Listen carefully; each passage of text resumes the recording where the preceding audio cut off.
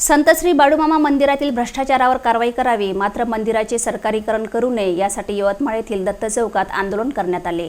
या आंदोलनात खालील मागण्या देशाचे गृहमंत्री व महाराष्ट्र राज्याचे गृहमंत्री यांना निवेदन पाठविण्यात आले।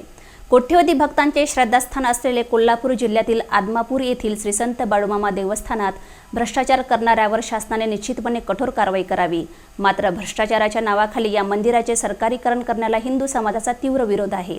यापूर्वी पंढरपूरचे श्री विठ्ठल मंदिर, श्री तुळजाभवानी मंदिर, कोल्हापूरचे श्री महालक्ष्मी मंदिर, मुंबईतील श्री सिद्धिविनायक मंदिर आणि शिर्डीचे श्री साई संस्थानासह राज्यातील अनेक मंदिराचे सरकारीकरण झाले आणि येथील सरकारी समित्यांमध्ये भूमी, दागिने आणि अन्य गोष्टींमध्ये कोट्यवधीचे घोटाळे सातत्याने उघडकीस येत आहेत। त्यामुळे मंदिराच्या सरकारीकरणाला विविध समाजातील संघटनांनी विरोध केला। या आंदोलनात हिंदू जनजागृती समिती, सनातन संस्था, धनगर समाज संघटना, विश्व हिंदू परिषद, श्रीराम जन्मोत्सव समिती या संघटना सहभागी झाल्या होत्या।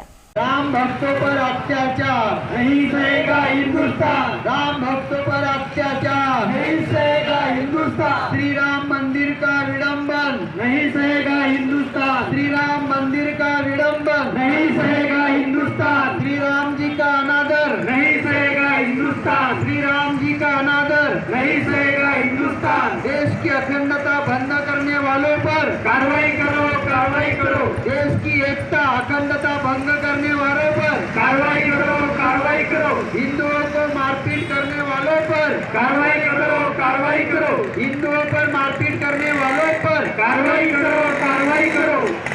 जय श्री राम, जय श्री राम, जय श्री राम, जय श्री राम। छत्रपती शिवाजी महाराजांचा विजय असो, विजय असो।